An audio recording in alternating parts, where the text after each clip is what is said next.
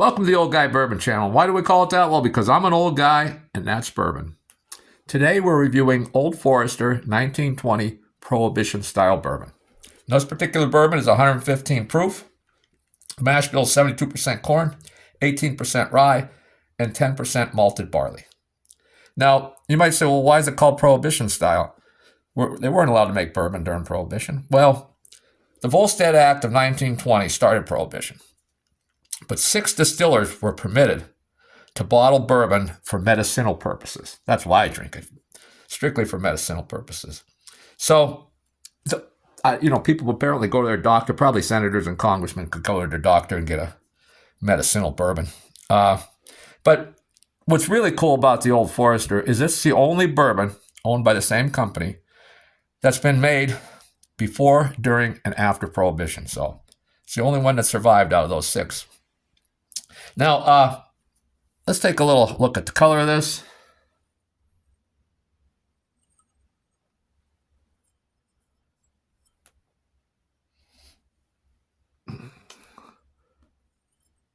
That's a dark amber. Nice and dark. Get in on the nose here. A very pleasant nose. Right away you're hit with that cherry and some caramel. Get dark chocolate. And of course, I've been getting with all this stuff lately is some banana notes. But a very pleasant nose, very nice. That cherry really stands out. So does the dark chocolate. Let's get a little sip, huh?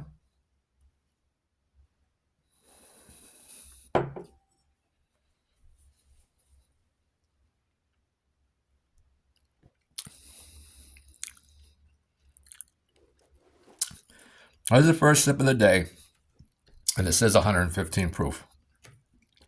And I would definitely guess, blinding this, not knowing what it is, I'd guess it was over 100 proof. The first sip of the day is always hot like that.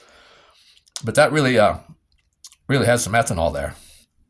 But after you get past that, you get some nice graham cracker sweetness. You get that barrel char. Get some caramel. Get that banana, a little bit of banana. Let's get in a little more on the nose here.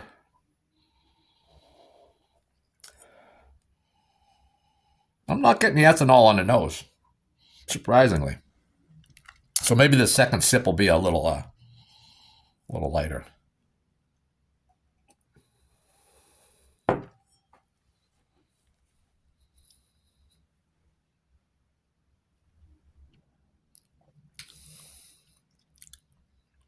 It is a little lighter. Still there, though. Still, the ethanol is still more present than I would prefer, even in a higher proof bourbon like this. It's taking a little something away from the palate. I'm getting a nice palate.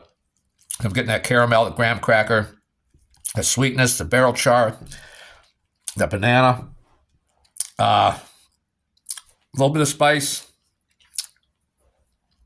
It's a very nice mouthfeel. I'm going to do the third sip, and then we'll make a final determination about this one. But in Pennsylvania here, this is $57. Now, a $57 range, $50, $60, you can get some nice bourbons, including one of my favorites at that price point is the Wild Turkey Rare Breed. It's very good for $50. $7 cheaper than this. Again, no ethanol on the nose. No, I just can't pick it up on the nose. The nose is very nice. Very nice. And the palate is too, but doggone it, that ethanol is really strong on the palate. But again, the nose, no really new... there might be some darker fruit types in there. Let's go for the third and final sip on this one. For the review, anyway.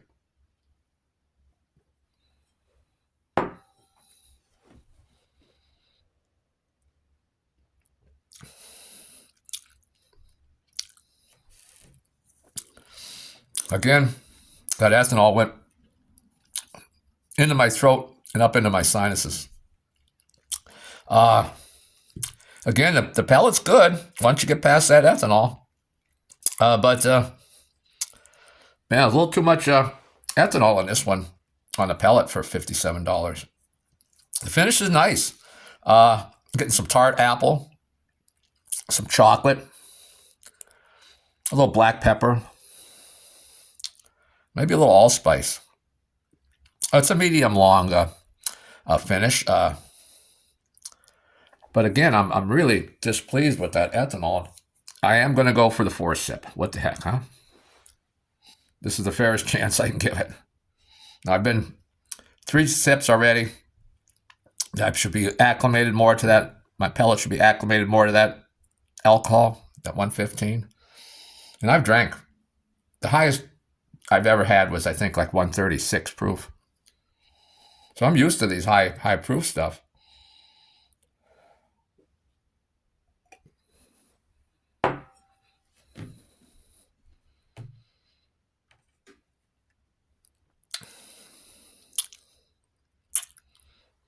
Well, that time, the ethanol settled down a little bit, but it still makes itself known, and it drinks much hotter than 115. I've had this in the past, and I don't remember it, but I mean years ago, because it got harder to find in PA, but now it's available again. I don't remember it drinking this hot. I don't know. Maybe it's just that today's my pellet is acting up, but no, I would say, boy, I just $57. I'd go with the Wild Turkey Rare Breed. Save yourself $7. You're going to get a little different pellet. You're going to get similar proof, and it'll drink much less alcohol than this one. So I would, and I bought 2 bottles of this because it can be hard to find. And now I'm thinking, why did I buy 2? This one might hang around a while. And I can't say it's a bad bottle because the flavors are all good. You occasionally get a bad bottle of bourbon that you drink all these bourbons that you like, and then you just get that one bad bottle, like maybe the cork went bad, did something, or who knows. But those are always, the flavors are off and everything. The flavors are all there. They're all good. It's just that ethanol is just a little too much. So I'm going to have to say I'll pass on this next time, and that's unfortunate. I like Old Forester stuff, and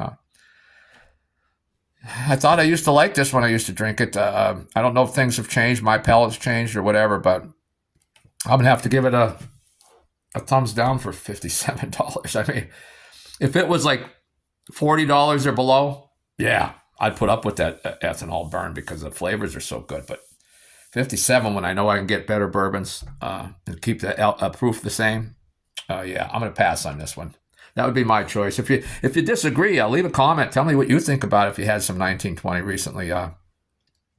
Please, if you made it this far, like, share, subscribe, all that, ring the notification bell, all that nonsense. And if you didn't make it this far, well, then you're certainly not going to subscribe. But that's all I have for today, and we'll see you next time.